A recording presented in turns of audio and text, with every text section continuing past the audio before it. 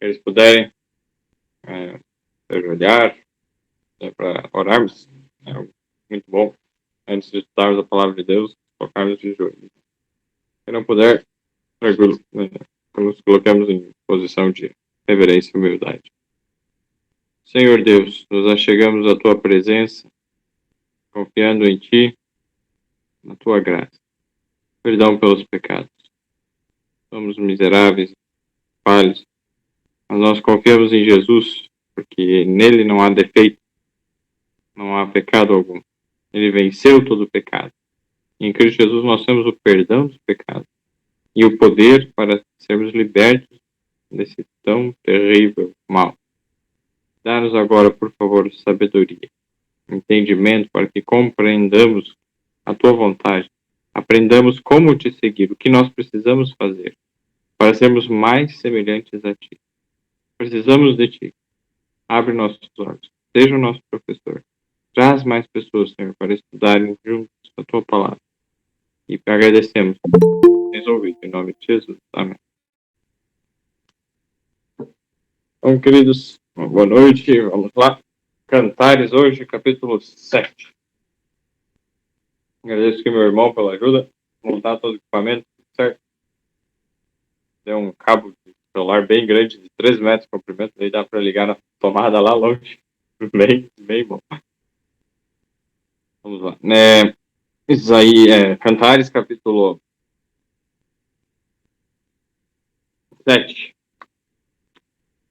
Que alguém fez o tema de casa? Quem lembra do tema de casa?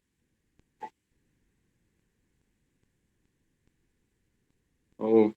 Pode puxar a orelha, não lembro. Eu até lembro, mas não sei aonde eu anotei. Tranquilo. Vamos lá. Oséias. Nós fazemos uma introdução aqui, Oséias, capítulo 14. Foi Oséias lá depois de Ezequiel e Daniel, daí vem Oséias. E antes de Joel. Se nunca ouviu falar nesses livros, aí fica difícil, né? A referência. Mas a maneira como a gente usa para achar os livros, você aprende a sequência deles, deve você saber, tá depois, tá antes, daí você vai indo, passando páginas. Oséias 14, nos versos 4, 5 e 6.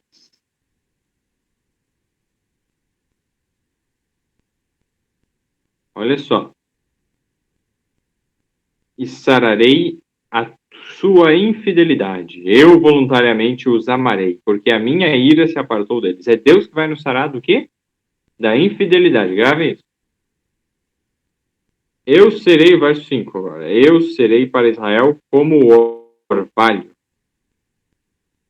Ele florescerá como o lírio e lançará as suas raízes como o Líbano. Então, olha só. Quem que vai florescer como o lírio?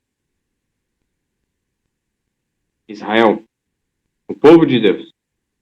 Nós somos Israel espiritual. Eu, até onde eu saiba, eu não sou parente de nenhum judeu. Não tenho parentesco judaico. Assim. Mas, então, em Cristo Jesus,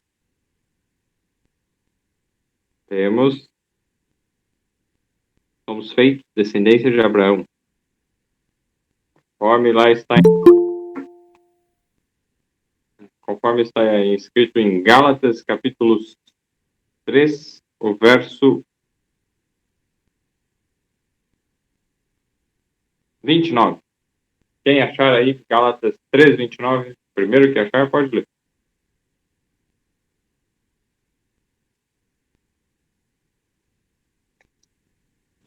E se sois de Cristo, também sois descendentes de Abraão e herdeiros segundo a promessa.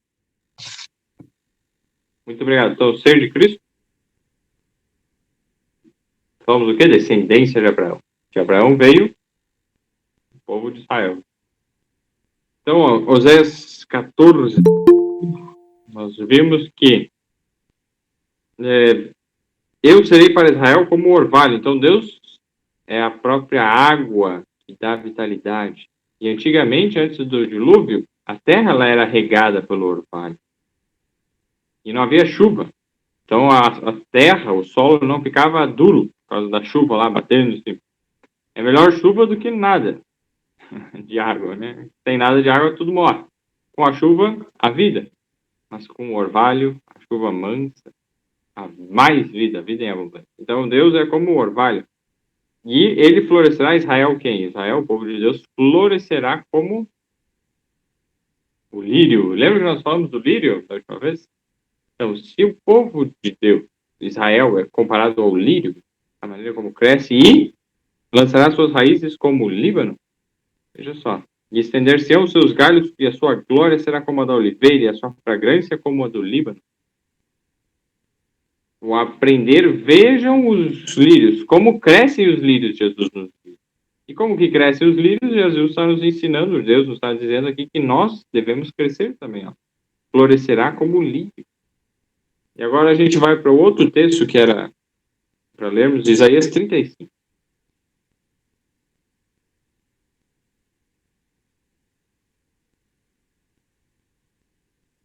Tem todo o capítulo, depois se quiserem ler, são capítulos interessantes para se estudarem, mas o verso 1, especialmente, Isaías 35, 1.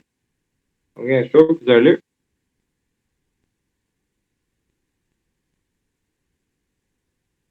Uhum. 35, verso 1.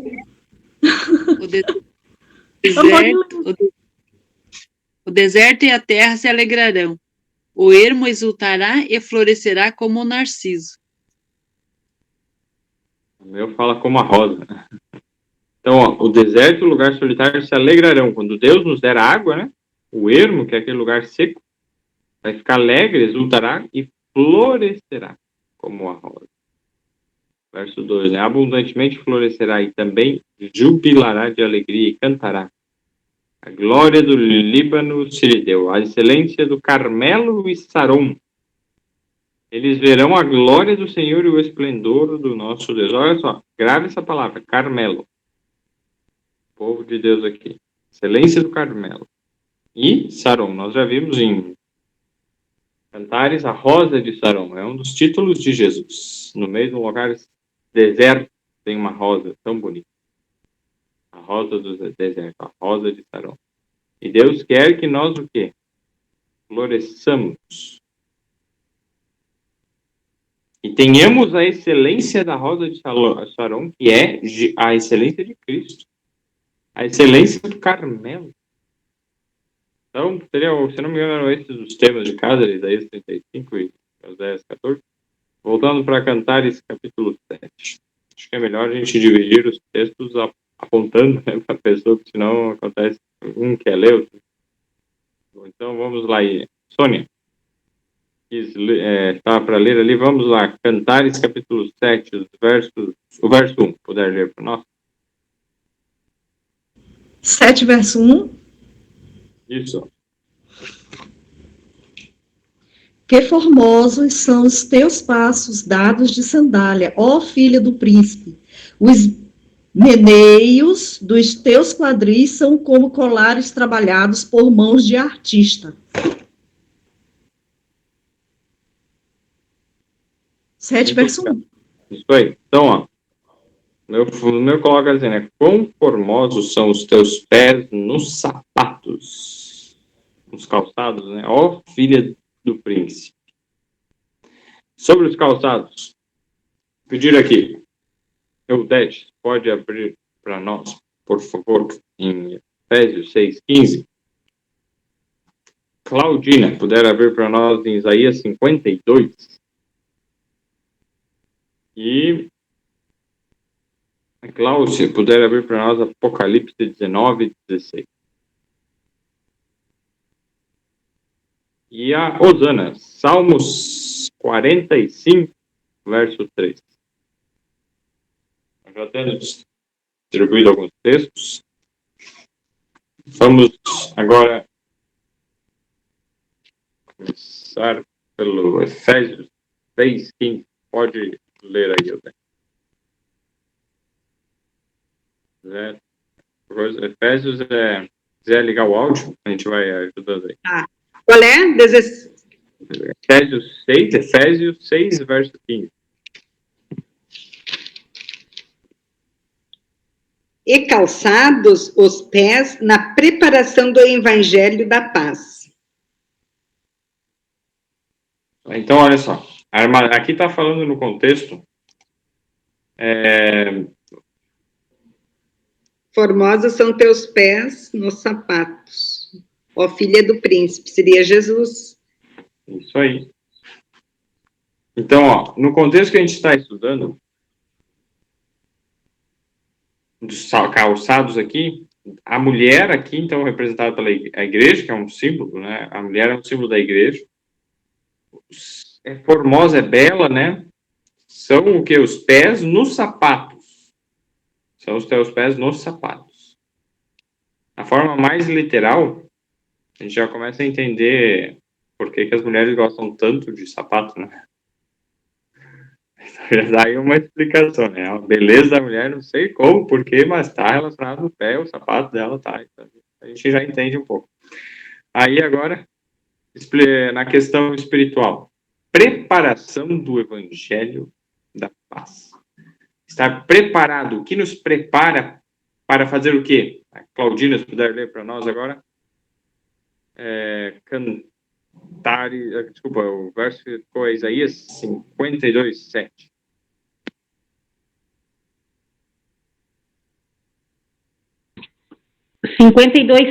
Como é bonito ver um mensageiro correndo pelas montanhas, trazendo boas notícias de paz, boas notícias de salvação. Ele diz a Sião: o seu Deus é rei. Obrigado. Então, quão belos são o que? Os pés daquele que anuncia as boas novas. Então, proclamar sobre os montes para as pessoas, né, mesmo para o próprio povo de Deus, mas para aqueles que são o povo de Deus, para que são o povo de Deus, a beleza dos pés nessa pregação, o que nós vemos? É o evangelho que nos prepara. Se você vai num lugar nos montes, imagina, tem pedras nos montes, você vai descalço, dói, é perigoso, pode machucar. Então você precisa estar preparado. A preparação é o quê? O evangelho da paz. Esse evangelho da paz vai nos dar a segurança, a proteção necessária para nós enfrentarmos perigos, oposições, dificuldades nesse trabalho de pregar o evangelho. Começa por aí. Então, nós precisamos estar com ali a parte fundamental, a base do evangelho da paz. Temos que ter uma mensagem de paz. Essa é a primeira coisa, para a gente chegar nos lugares. O pé é quando você chega. O que dá força a esse evangelho? As pernas. Então, seja bem-vinda, Marley. A gente está estudando aqui o livro de Cantares, capítulo 7. Então, seguindo, né? Imagina uma pessoa, né? Os pés. O que dá força para os pés caminharem, chegarem no lugar onde deve chegar? É a perna.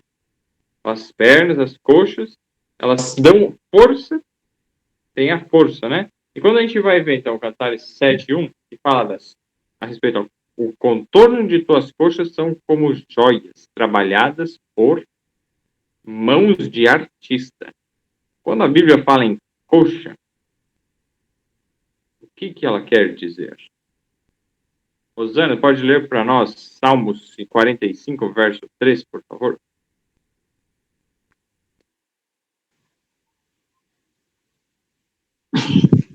Cinge a espada no teu flanco, herói.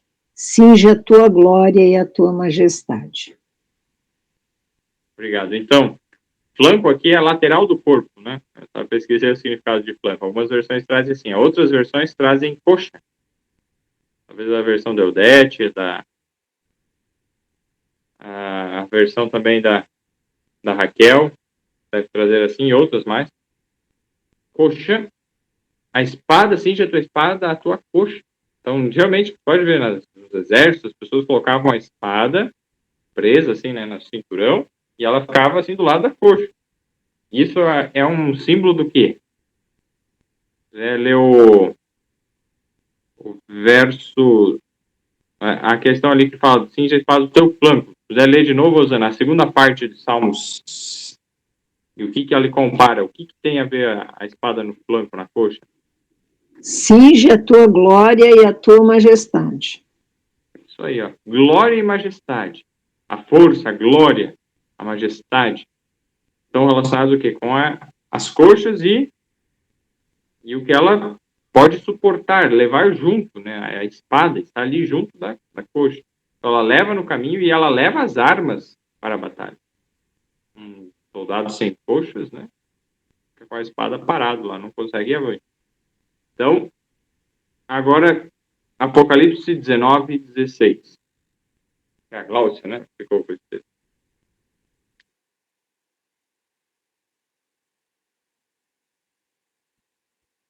Falaram a respeito de algo muito interessante. 19, 16, né? Isso. Tem no seu manto e na sua coxa um nome escrito: Rei dos Reis e Senhor dos Senhores. Muito obrigado. Se alguém ficar com alguma dúvida de quem que é esse, o verso 13 diz que estava vestido de uma veste tingida em sangue, e o nome pelo qual se chama é a Palavra de Deus. Então, quando João 1 fala lá, no princípio era o verbo é a palavra em grego lá para palavra de ação. Então, no princípio era a palavra. Muitas Bíblias trazem essa tradução. Do Luiz, eu creio que fala assim, no princípio era a palavra. E a palavra estava com Deus, e a palavra era Deus. Então, a palavra aqui, o verbo, no verso 14 de João 1, fala, o verbo se fez carne e habitou entre nós. Então, ele identifica quem se fez carne e habitou entre nós, que pessoa da divindade se fez carne e habitou entre nós, Jesus, que é Deus.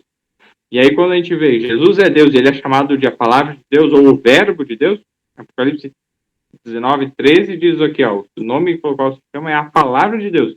E a sua veste tingida de sangue, porque ele se sacrificou.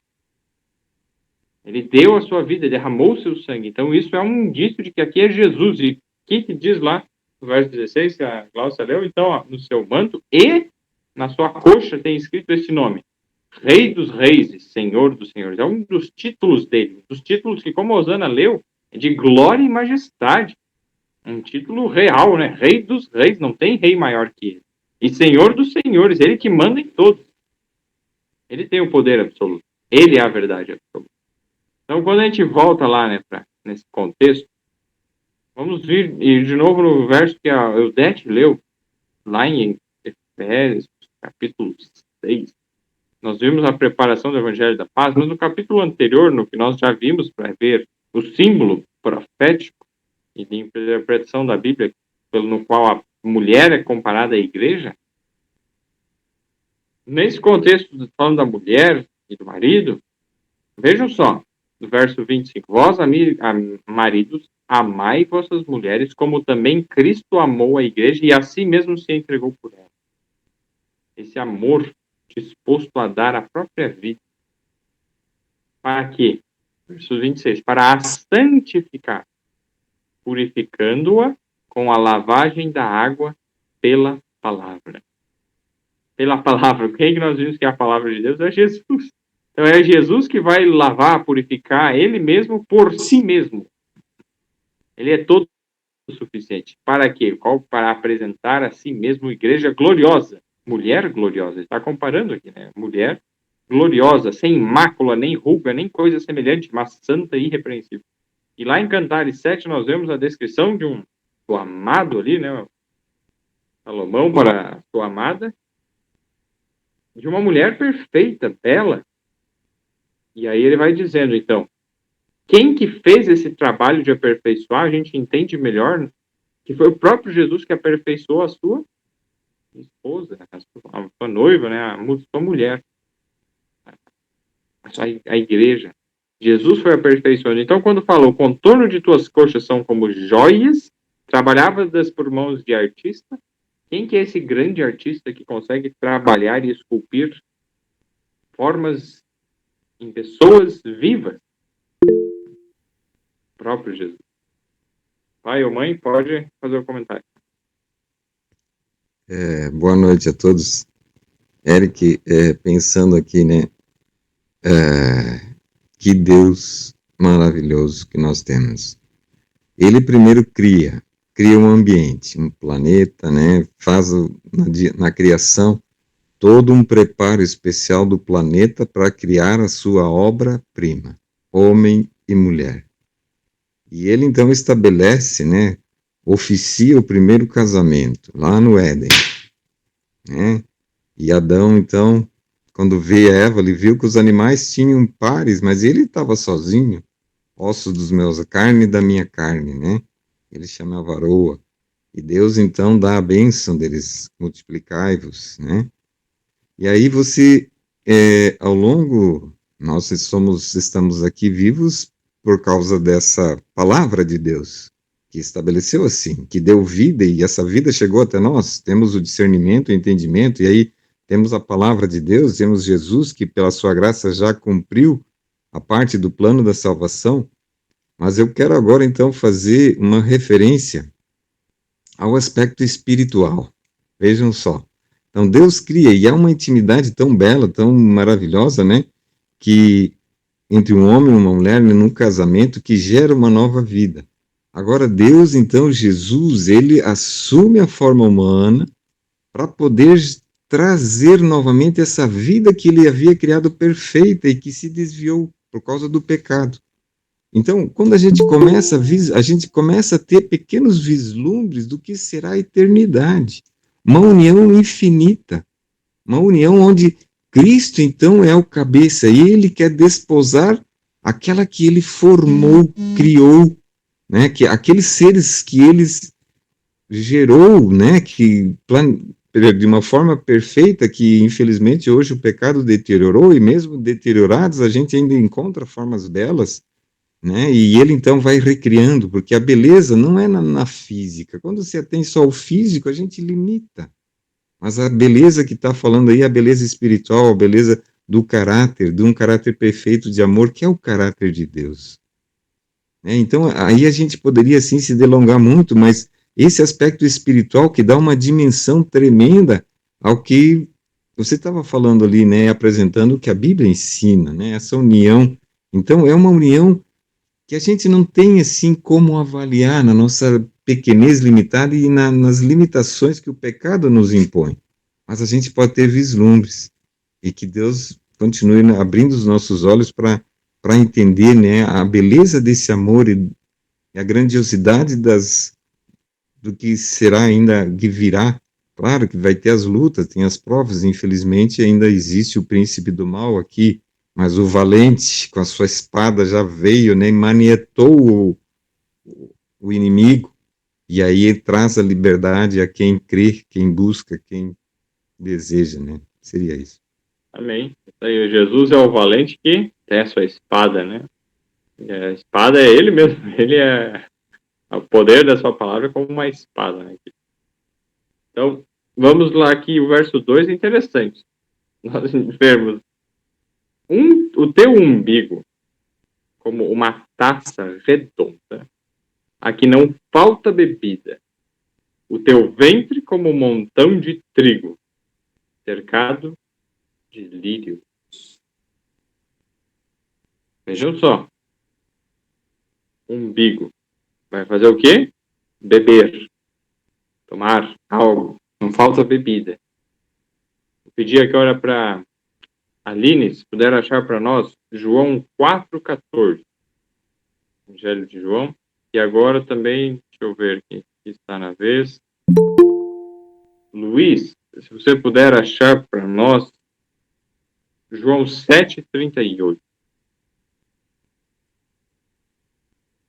Pessoal, caso alguém tenha alguma dúvida, alguma pergunta, algo que não ficou claro, não tenha medo, pode levantar a mão ali que tem, você encosta na tela, assim, num lugar assim na tela, ele abre os controles para ativar o áudio, ativar a câmera, e daí tem uma mãozinha, só apertar a mãozinha que ele levanta. Ou se alguém quiser fazer um comentário, só levantar a mãozinha.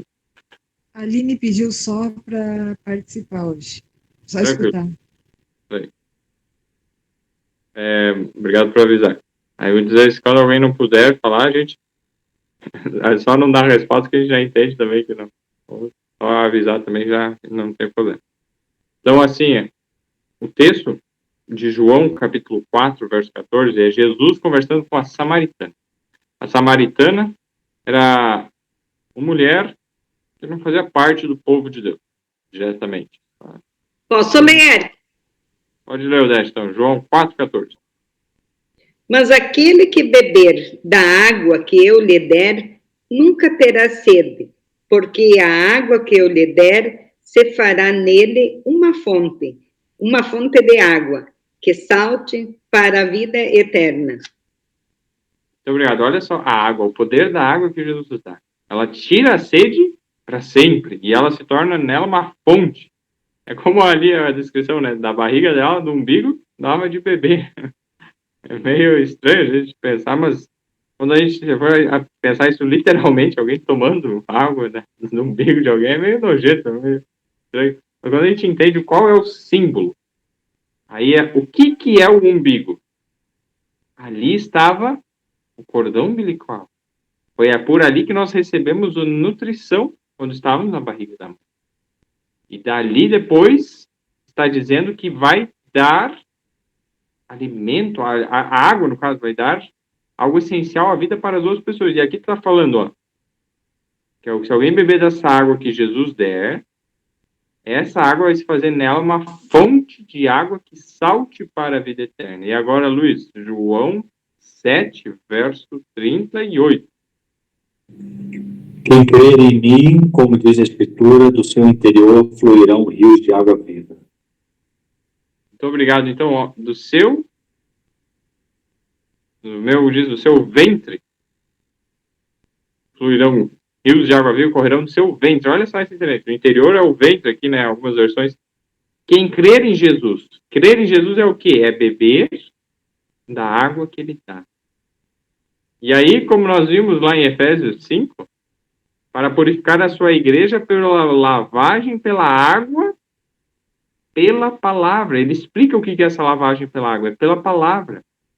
E a palavra de Deus é como uma água que nos purifica.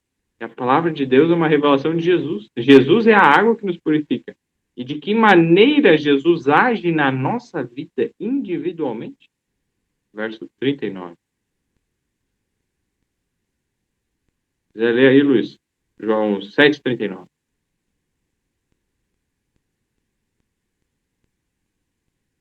Seguindo, né? Tranquilo. Depois eu leio aqui, ó. Alguém achou aí, quiser ler?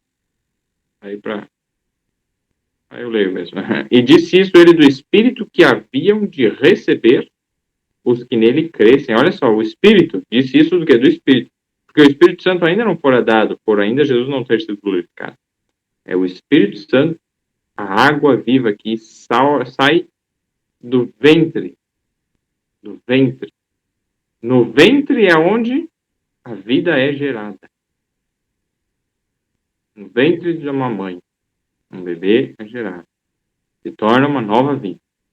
E é desse lugar que flui o que? Essa água viva. Do ventre. Quando a gente entende esse sentido, esse significado, quando a gente volta lá do teu umbigo, é como uma taça redonda a que não falta bebida. A gente entende que isso tem a ver com a água da vida, um novo nascimento, com a lavagem, a purificação da nossa vida das coisas ruins, pecados. E aí, ó. E não somente isso, né? Não somente a água. O teu ventre como um montão de trigo. É difícil imaginar alguém com uma barriga cheia de trigo, assim, né? Tem um livro até que chama Barriga de Trigo. Mas não nesse sentido, né? No outro sentido. Mas então, ó. Montão de trigo. Cercado de lírios. O símbolo disso é o quê? Alimento. O trigo é um grão completo. Ele tem carboidrato, proteína, gordura, minerais, vitaminas, de forma assim completa. É um dos grãos mais incríveis que tem. E com o trigo você consegue fazer os melhores pães. Nenhum outro grão se compara ao trigo para fazer pão. Pode usar aveia, pode usar outro, qualquer. Não fica a mesma coisa. É demais difícil. Dá um trabalhão para você fazer pão sem glúten, né, sem trigo.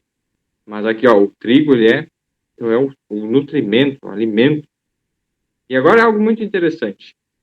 Os teus dois seios como 2 filhos gêmeos de gazela.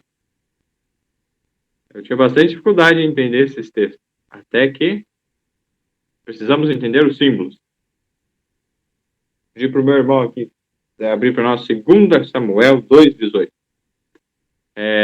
Quem aqui está na vez?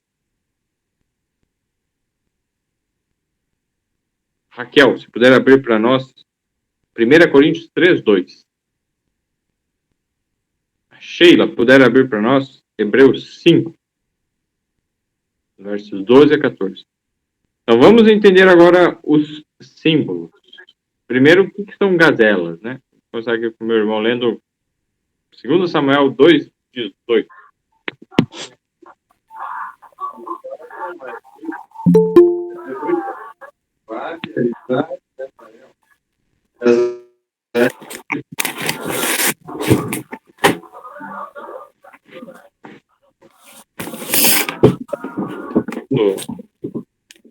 Soldado lá, ele era o que? Ligeiro de pés, como as gazelas. Então a gente já entende, gazela do campo é rápida.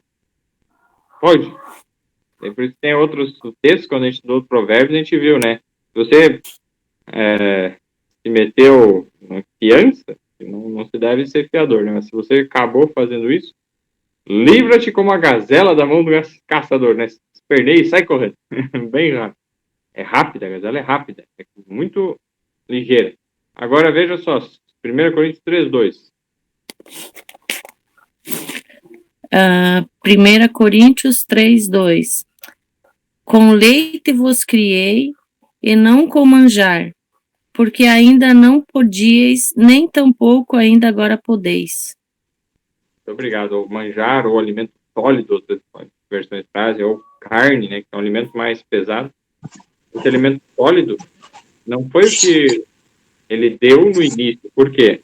Não podia. Para criancinha, você pega e dá lá. A criança recém-nasceu, você abre a boquinha, feijão, né? Não vai dar certo. Tem que ter o primeiro leite. Aí agora, o que nós vamos ver? Sheila, Hebreus 5, 12 a 14. Só um minutinho, Hebreus 5, 12 a 14. Isso? Isso mesmo. Consegue me ouvir? Sim, tudo certo. Pois, quando já deviam ser mestres, levando em conta o tempo decorrido, vocês têm novamente necessidade de alguém que lhes ensine quais são os princípios elementares dos oráculos de Deus. Passaram a ter necessidade de leite e não de alimento sólido. Ora, todo aquele que se alimenta de leite é inexperiente na palavra da justiça, porque é criança. Mas o alimento sólido é para os adultos, para aqueles que pela prática têm as suas faculdades exercitadas para discernir não somente o bem, mas também o mal. Muito obrigado. Vejam só, o entendimento. O que é o leite espiritual? É os rudimentos da palavra de Deus, os primeiros aprendizados, o ABC, né? Precisando entender. Depois, quanto mais você vai aprendendo, você vai conseguindo formar, né, na escola, palavras, frases, vai conseguindo entender o significado das palavras, o significado das frases, fazer conexões, e aí você vai crescendo, e aqui é a mesma coisa, vai aprendendo a palavra de Deus, vai crescendo o que é na justiça, na palavra da justiça, sabendo o que é discernir entre o certo e o errado, e fazendo escolha entre o certo e o errado, escolhendo, pela graça de Deus, o certo e não o errado. E aí, quando a gente volta lá para Cantares, a gente vê, ó, os teus 2 seios como 2 filhos gêmeos de gazela. Ficou mais claro para entender agora? O seio produz o alimento essencial aos primeiros anos de vida. E aqui, os teus 2 seios como 2 filhos gêmeos de gazela. Se o objetivo do seio é produzir leite, é o leite para crescer. E eles são comparados a filhos gêmeos de gazela, rápidos para correrem, são ligeiros. E se o alimento fundamental é o quê? A palavra, os primeiros passos, né, da palavra de Deus, os rudimentos, as coisas essenciais, e são 2 gêmeos, o Antigo e o Novo Testamento são gêmeos. A palavra de Deus não tem essa, o Antigo Testamento foi abolido, é você pegar uma mulher e arrancar fora um seio. Vai ficar horrível. Então, se precisa algo simétrico, e tem o mesmo valor, a mesma importância, o mesmo poder. É a palavra de Deus. Não se pode mutilar a palavra de Deus e permanecer tranquilo, normal. Não. Vai ficar mutilado. A palavra de Deus são como que gêmeos, Novo e o Velho Testamento. Em outros textos é comparado a duas oliveiras. Também em outros locais é comparado às duas testemunhas. Apocalipse lá, é incrível esse livro, né? Duas testemunhas. Então, são gêmeos, Antigo e Novo Testamento. E agora, Cantares 4, 5. Sônia, pode ler para nós Cantares 4, 5. Ou a Yasmin, alguém.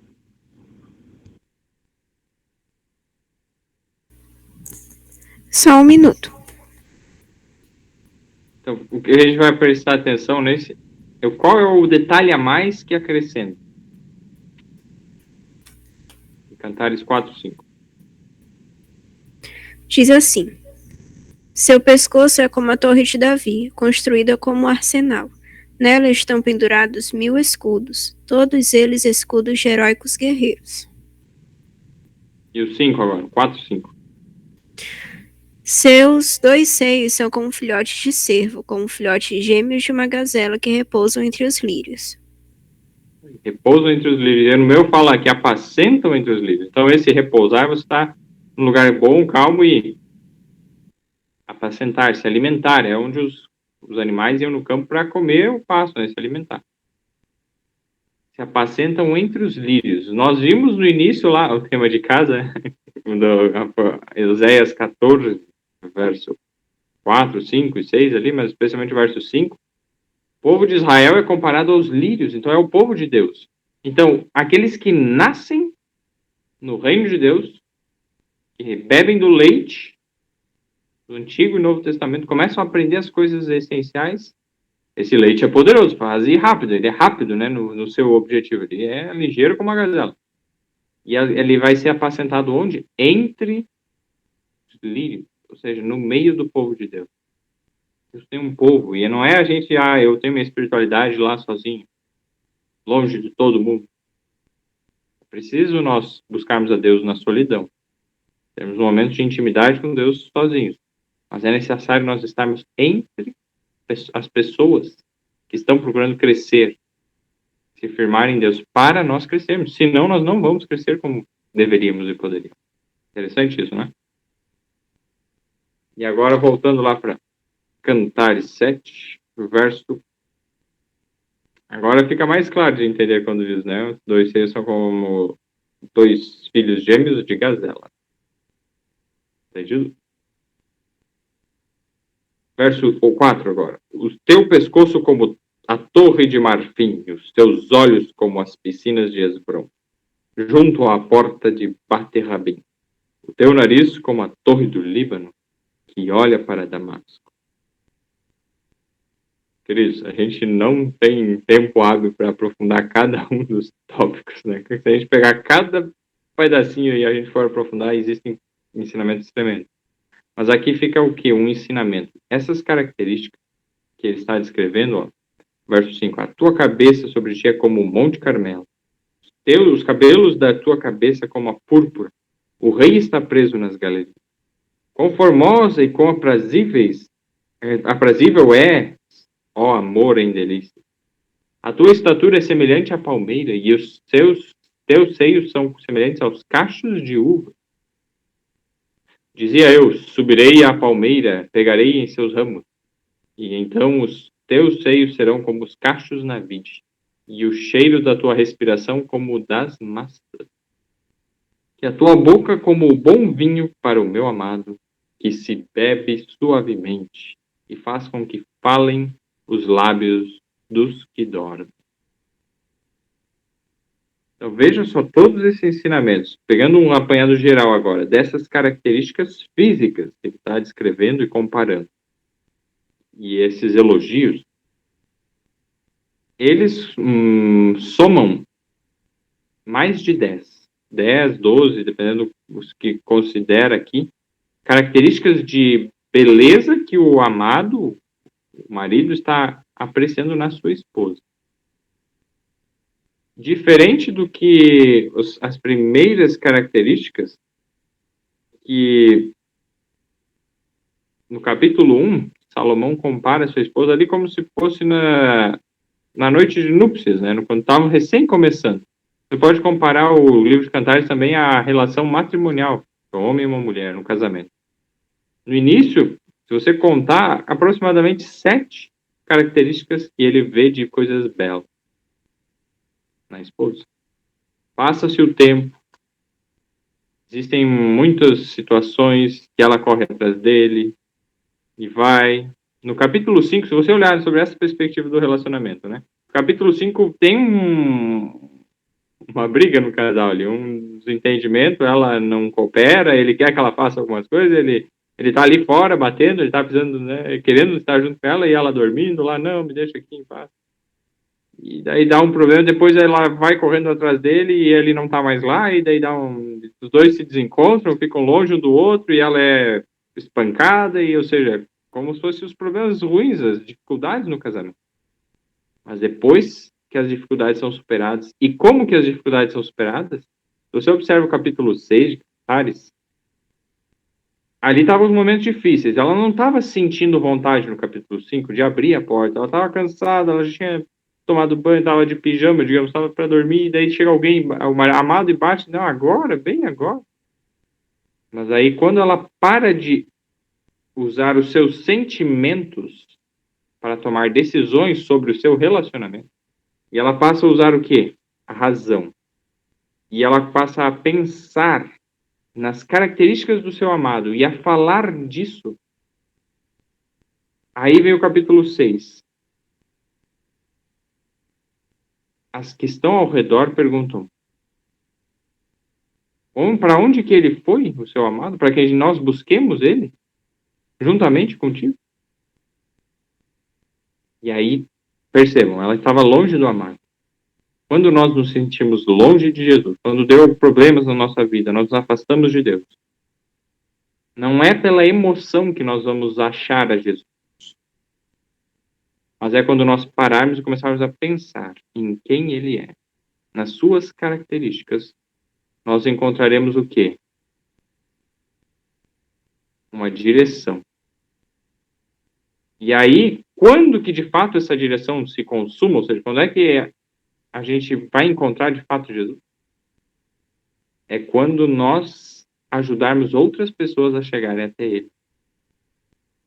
É no trabalho, no serviço de levar outras pessoas a Jesus que nós nos aproximamos de Jesus e nos sentimos próximos dele. Se nós não estamos fazendo isso, nós vamos nos sentir longe, sozinhos, abandonados. E aí, quando entra esse entendimento, né, e que, por que Jesus, muitas vezes, a gente se sente longe? Por que muitas vezes nós nos sentimos longe de Jesus, do Senhor? Por que Jesus, muitas vezes, parece tão distante? Nós olharmos, né, em Cantares 6, que nós estudamos semana passada, verso 2, o meu amado desceu ao seu jardim, aos canteiros de bálsamo, para apacentar nos jardins e para colher os lírios. Apacentar nos jardins. Apacentar, quando um pastor ia cuidar dos animais dele, ele levava até os locais, era o trabalho dele, ele conduzia, dava o alimento para os animais, ele estava trabalhando. Então, por que nós muitas vezes nos sentimos longe de Jesus? Porque nós não estamos no trabalho, a gente está querendo só, entre aspas, né, a vida boa ali, que não é boa, ficar em ociosidade. E aí nós vamos nos sentir sozinhos. Mas quando a gente deixa isso e vai encontrar Jesus no trabalho, aí é que a gente entende o que nós estudamos alguns estudos atrás, né? De Mateus capítulo 11. Pedi para o Luiz ler para nós Mateus 11. Esse é um texto que a gente estava estudando, ele comentou, né, que chamava bastante atenção para ele, né? Então eu aproveito, já que chama bastante atenção. 11:28. Ou Mateus 11, versos 28 a 30. Venham a mim todos que estão cansados e sobrecarregados, e eu lhes darei descanso. Tome sobre vocês o meu jugo, e aprende de mim, pois sou manso e humilde de coração. E vocês encontrarão descanso para suas almas, pois o meu jugo é suave e meu fardo é leve. Amém. Então, quando que a gente vai encontrar descanso ali, ó? Alívio dos nossos cansaços, nossas opressões? Quando formos até Jesus e pegarmos o jugo. O jugo é um instrumento de trabalho. Você não põe o jugo num boi que vai dormir. O jugo você põe quando o boi vai arar. Então, o jugo, a canga, né? Põe ali e vamos trabalhar. É no trabalho, ao lado de Jesus. No trabalho do quê? Da salvação de almas. Levar pessoas a conhecerem o amor de Jesus. Para que pessoas conheçam o amor de Jesus, eu tenho que conhecer. Mas eu só conheço mais do amor de Jesus quando eu levo outras pessoas até Jesus. É incrível isso, né? Então não é assim, não. Primeiro eu tenho que conhecer muito bem Jesus para daí eu poder... Mas para você conhecer bem Jesus, você tem que estar do lado dele. Para você estar do lado dele, só vai estar do lado dele quando você estiver trabalhando, porque Jesus está trabalhando. Devemos entender que os tempos nessa terra são poucos. O fim se aproxima muito próximo. Coisas terríveis estão para acontecer. Jesus tem pressa para salvar o máximo de pessoas possível. Então, se nós queremos encontrar Jesus, e esse é o nosso dever, essa é a nossa única esperança, devemos ir agora para esse trabalho. Então, no pouco que talvez nós saibamos, fale para alguém. Fale para quem está próximo, para um vizinho. Demonstre o amor que você tem aprendido de Jesus para essa pessoa. E busque mais do pão da vida para poder compartilhar. Essa semana foi muito bom, porque na correria eu estava deixando de fazer algo que eu gosto muito, que é fazer pão. E aí, na correria e tal, e aí Deus está ensinando técnicas e métodos de fazer pães saudáveis e mais rápido, né, de forma mais inteligente. E aí, a maneira que Deus guiou essa semana foi fazer à noite, deixar pronto a noite inteira crescendo, pão de fermentação natural, 100% integral, meu irmão estava junto. E aí, de manhã eu assei. E aí Deus já guiou, ó, aprenda a fazer mais pães. Quando você faz o pão, você assar um pão, eu muitas vezes fazia um pão, assava ele. Beleza, vai comer ali, fica meio limitado, se quer compartilhar, você vai dar só um pedaço para alguém.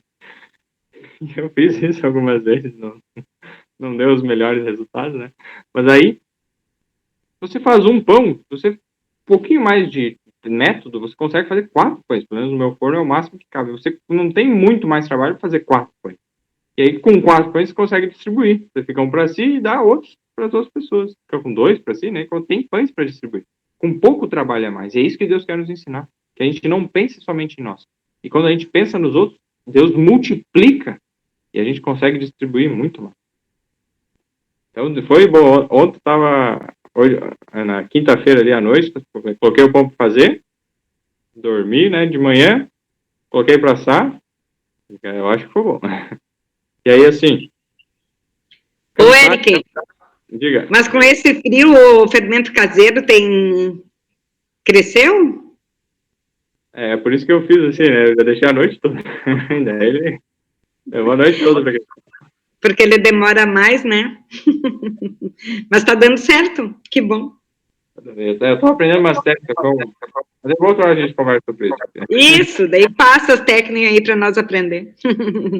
É um aprendizado. E aí, a questão aqui, ó, de Cantares 7, seguindo ali, então, essa descrição, que depois que digamos, no relacionamento, que passou por dificuldade, quando a gente enfrenta dificuldades no nosso relacionamento com Deus, com Jesus, depois, quando a gente volta a estar do lado de Jesus e a ter intimidade com Ele, o capítulo 7 é isso, é uma descrição de uma cena de intimidade.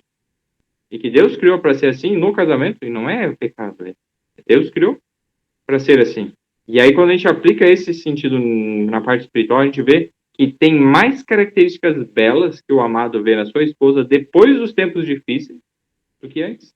Ou seja, quando um casal, fazendo a realidade pessoal, assim, né, humana, quando um casal passa por dificuldades, mas eles enfrentam junto, primeiro, não olhando pelo que eles sentem, mas pela razão, usando e procurando ver as qualidades no outro, descobrir-se-ão, ou seja, vão ser descobertas muito mais qualidades, mais do que no princípio do relacionamento. E o amor será mais profundo, e a entrega será mais verdadeira, mais completa. E mais um tópico para nós, mais dois tópicos para nós avaliarmos aqui.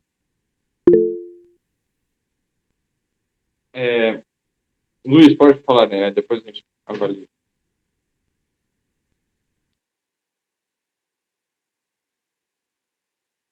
Quer comentar? Alguém levantou a mão? Minha colocação é quando você está fazendo essa analogia, né? Quando a pessoa vai se relacionando mais com a outra, e com o passar do tempo, né?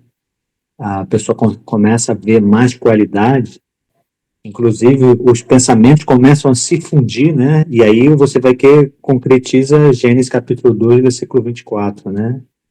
Onde Deus disse assim: e se unirá a sua mulher e eles se tornarão uma só carne. Então, quando um casamento que tem Cristo no meio, os pensamentos eles vão começar a se reverberar, ao invés de conflitar, né? Porque você começa assim como Jesus é com o Espírito Santo e com Deus Pai. Eles se harmonizam, eles não entram em conflito, né? É verdade. Isso mesmo, então, e é isso. Quando a gente vai agora, um tópico até que acabou passando sem a gente entender melhor, Gênesis capítulo 24, vamos ver aqui. Gênesis 24. Quem que não leu ainda que gostaria de ler? Se quiser levantar a mão, pode levantar aí. Daí a gente já direciona. Para não dar atropelamento. Ou, acho que a maioria já leu. Alguém gostaria de ler novamente?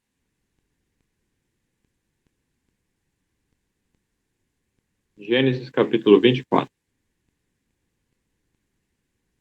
No verso 2. Então, vou ler aqui. Gênesis 24, 2. E disse Abraão ao seu servo, mais velho da casa, que tinha o governo sobre tudo o que possuía: põe agora a tua mão debaixo da minha coxa. E o verso 3 do início, né? Para que eu faça jurar pelo Senhor, Deus dos exércitos, e Deus da terra, que não tomarás para meu filho mulher das filhas dos cananeus, no meio dos quais eu habito. Aí ele fala, mas que vai ir, né, para a terra dos parentes lá. Olha só. Colocar a mão debaixo da coxa. E aí o verso 9. Então pôs o servo a sua mão debaixo da coxa de Abraão, seu senhor, e jurou-lhe sobre este negócio. Então, colocar a mão debaixo da coxa, você precisa ter intimidade para fazer isso. E aqui é um sinal de juramento, de confiança, de que a pessoa seria fiel ao objetivo. Quando coloca, então, esse é o significado da coxa. Quando diz que, lá em Cantares 7:1, na segunda parte do verso, os contornos de tuas coxas são como joias, trabalhadas por mãos de artista. A gente junta tudo que a gente viu até agora. Desde o tema de casa lá, né, de Oséias 14:5,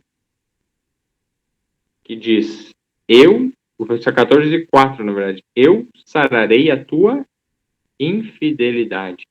Se é Jesus que vai sarar a infidelidade, e conforme Efésios 5, verso 24, 27, Jesus é o que vai purificar a mulher, a igreja, pela lavagem da água, ele vai purificar, tornar santa. O artista mestre é Jesus, e quando ele trabalha nas coxas da sua amada, ele está trabalhando na fidelidade, fazendo com que ela seja fiel ao seu juramento, como uma esposa ao seu marido. E como naquele outro caso, né, um servo à ordem do seu senhor de achar uma esposa para o seu filho. Olha que responsabilidade. Então, as coxas, né, tem esse símbolo. E aí agora, se Deus quiser, para nós encerrarmos, os últimos versos 10 a 13. Mas antes de vermos os versos 10 a 13, Luiz, pode falar. E aí você vê a diferença, né? Quando ele diz lá em Provérbios 2, versículo 16, ele diz assim, ela quem? A sabedoria, o livrará da mulher imoral, da pervertida que seduz, que abandona aquele que desde a juventude foi seu companheiro e ignora a aliança que fez diante de Deus, ou seja, quando a pessoa ali, né, coloca a mão na coxa, ela se compromete a ser fiel. Ou seja, quando ela calça a sandália do Evangelho, ela se compromete a ser fiel, porque Jesus é fiel. E aqui, quando a gente faz um comparativo do sentido oposto, né, aqui a gente tem que fazer, que ignora a aliança que fez diante de Deus, né? Então a gente tem o oposto. Ou seja, quem nos torna ser fiel é Deus. Porque ele é fiel. Isso mesmo, né?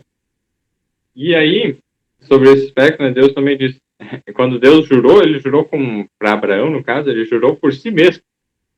Não tinha ninguém maior para jurar, né? Então ele jurou por si, porque ele não pode ser infiel. Deus não é infiel. Raquel, quer fazer um comentário? Alguma relação esse juramento sobre a coxa com o ferimento lá de Jacó? É a angústia de Jacó na coxa? Sim, isso é algo muito interessante. Porque, ó, Jacó, ele mentiu, ele enganou, não foi fiel, verdadeiro. Ele enganou seu irmão, seu pai, e aí, depois ele fugiu. Quando ele casou, tal, tudo lá, ele foi enganado no casamento, ele casou com a irmã daquele de quem ele amava, então ele amava Raquel. E aí o pai chegou, né, deu Lia, ou Leia, né, a outra, né, e ele casou com uma daí, quer casar com quem você ama? Mais 7 anos de trabalho. Ele trabalhou outros 7 anos, casou com Raquel. E aí depois que ele casou, ou seja, por ele ter enganado, Deus permitiu que ele fosse enganado. Nessa área da vida dele, Satanás tinha acesso para tocar. E aí, quando chegou o momento final, que ele saiu, né, ele estava saindo lá, e chegou um momento crítico da vida dele, que ele estava quase para se encontrar com o irmão dele, aquele a quem ele tinha enganado. Um detalhe interessante, Raquel, eu não tinha parado para pensar mais a fundo sobre isso, mas vamos raciocinar aí, meditar. Quando ele foi se encontrar com o irmão, e estava prestes a ser morto, porque o irmão estava vindo com um exército de homens armados, assim, contra ele, e ele lá, sem nenhum exército, era só ele, a família dele, um monte de animais e servos, e estava perdido, aí ele lutou com Deus, pelo perdão do pecado, do engano que ele tinha feito. E aí o que Deus fez? Deus toca na sua fidelidade, na coxa dele. E Deus restaura, Deus muda o nome dele de Jacó, que significa enganador, para Israel, o povo de Deus, né, escolhido de Deus. Então, quando ele toca na coxa, ele sente uma dor terrível, ele sai mancando. Quando Deus tocar naquilo que nós entregamos para Satanás, que nós fomos infiéis e abrimos espaço para Satanás, quando Deus tocar, vai doer. Mas ele vai trazer vida, porque foi por meio disso que Jacó teve mudado o seu caráter e ele pôde sobreviver ao encontro com o seu irmão, porque Deus interviu. Pode falar, Luiz. O verso é Gênesis capítulo 32, versículo 25. Eu achei muito interessante essa colocação. Quando o homem se viu que não poderia dominá-lo, tocou na articulação da coxa de Jacó, de forma que lhes deslocou a coxa enquanto lutava.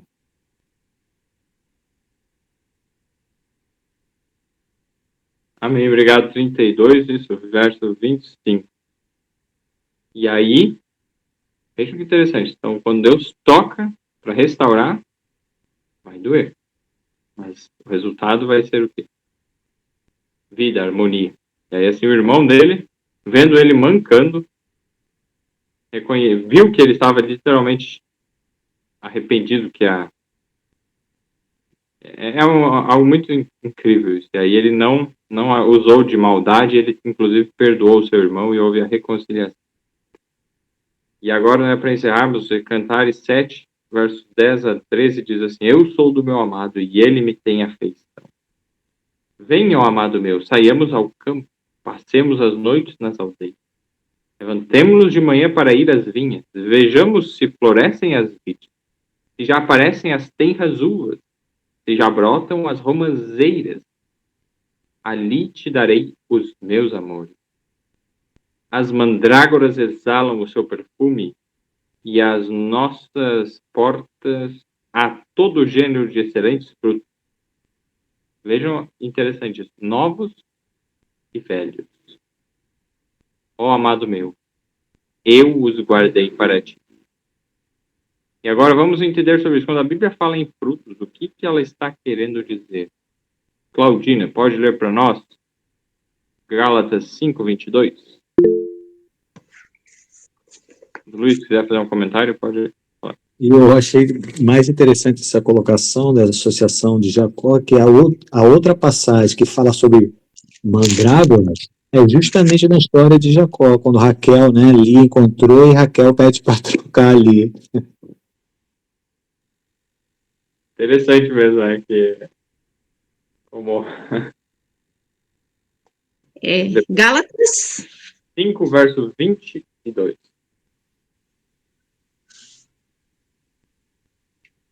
Mas o Espírito de Deus produz amor, a alegria, a paz, a paciência, a delicadeza, a bondade, a fidelidade, a humildade e o domínio próprio. E contra essas coisas não existe lei. Amém. Então, olha só, esse produz, né? Outras versões trazem esse produzir, é o que é fruto. É um fruto que produz, como uma árvore que produz. O fruto determinado. E esse é o fruto do Espírito. Amor, alegria, paz, e vai falando, né? Todos esses são. Esse é o fruto que Deus quer que tenha. Mas aqui está falando dos frutos no meio de uma plantação. Ou seja, Deus, uma uva muitas vezes é igual. Tem uma plantação de uva, vai produzir um monte de uva. Então, esses frutos em uma grande quantidade. E como nós vimos já nessas plantações, os lírios, a videira, a oliveira, são comparados ao povo de Israel, né? A videira, os frutos. Deus quer ver isso no seu povo, esses frutos.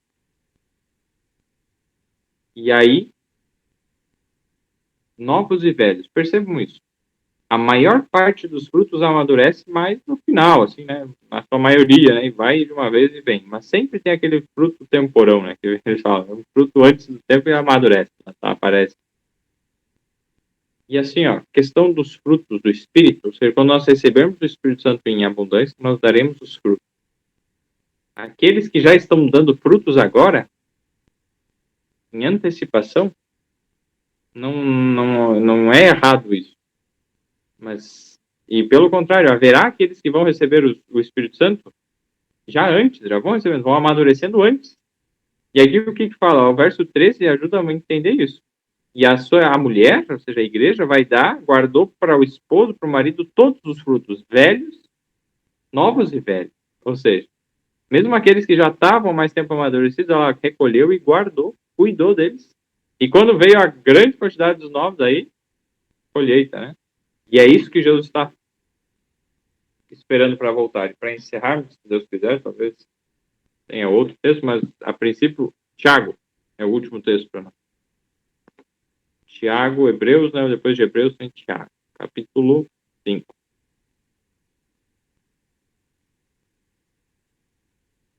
Eliane ou Cleo, vocês podem ler? Tiago, capítulo 5. Verso 7.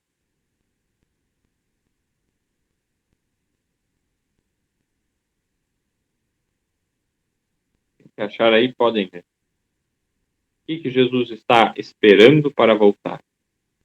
Quanto? Tiago 5, 7. Verso 7. Sede, pois, irmãos, pacientes, até a vinda do Senhor. Eis que o lavrador aguarda com paciência o precioso fruto da terra, até receber as primeiras e as últimas chuvas. Primeiras e últimas chuvas. A chuva, como vimos, a água, o Espírito Santo cai e amadurece o grão, que é fruto, que é o fruto do Espírito, né? As frutas, né? Fruto da terra. Jesus aguarda o precioso fruto da terra. Jesus aguarda a manifestação dessas características do fruto do Espírito, dos 9 frutos do Espírito, né? Que se resumem em um fruto, que é o amor. O resto é tudo consequência do amor. Então, esses 9 frutos é o que Deus aguarda, e é a manifestação do seu caráter em nós, na sua igreja. Então, queridos, foi um prazer ter a presença de todos nesse estudo. Vimos mais uma vez a profundidade do livro de Cantares, que é muito mais incrível, se aplica tanto para os relacionamentos marido e mulher, e uma forma muito mais profunda, mais ampliada para os relacionamentos entre nós, a igreja e Cristo Jesus. Vamos orar para encerrar. Senhor Deus e Pai, muito obrigado pela oportunidade de estarmos aqui reunidos. Obrigado por teres ouvido as orações e ouvires responder. Obrigado porque nos ensinaste mais sobre teu caráter, sobre como nos achegar mais próximos de ti. Pedimos o teu Espírito. Dá-nos o teu Espírito para que a planta, teu amor, comece a nascer em nosso coração. E assim amadureça até a tua vinda, para que estejamos na tua vinda produzindo fruto certo. Peço teu Espírito a guiar cada um deles. E agradeço que já tens ouvido essas orações, porque oramos segundo a tua vontade. E obrigado também por teres ensinado essas lições. Eu não sabia o que falar, o que aprender mais desse capítulo, mas tu deste luz e sabedoria. Eu agradeço. Em nome de Jesus. Amém. Então, queridos, antes daí só de encerrar, dou um testemunho que eu, quando li a primeira vez esse capítulo ali para o estudo dessa semana, eu fiquei bem perdido. Mas o que eu vou falar? O que tem, né? Parece que cada vez que é um novo capítulo é mais difícil, né? Esses símbolos aqui tão complicados, não dá para entender nada. Daí eu orei, Senhor, ajuda a entender. E aí fui.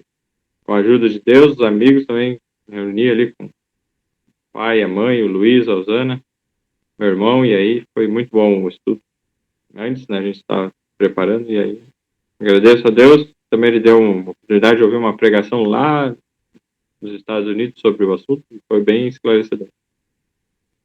Chegou o testemunho, e ó, todos convidados para, se Deus quiser, no próximo sábado, que sexta-feira ao pôr do sol já é sábado, né, estarmos reunidos para o último estudo de Cantares, e peço já que vocês orem e se preparem, tenham planos de fazer um estudo diferente, para nós estudarmos sobre a saúde, as 8 leis de saúde, da saúde física mesmo. E assim, vou fazer um convite, né, aqueles que quiserem, convidem os amigos, parentes, quem quiser, para participar de um estudo sobre as leis de saúde, os princípios para nós termos uma boa imunidade, uma saúde física melhor, e em consequência uma saúde mental e espiritual melhor. Beleza? Então, 8 séries daí, 8 estudos, né? Deus abençoe a cada um. Um ótimo sábado. Feliz Amém. sábado. Sábado. Feliz sábado. Até a próxima semana. Feliz sábado. Feliz sábado. Sábado.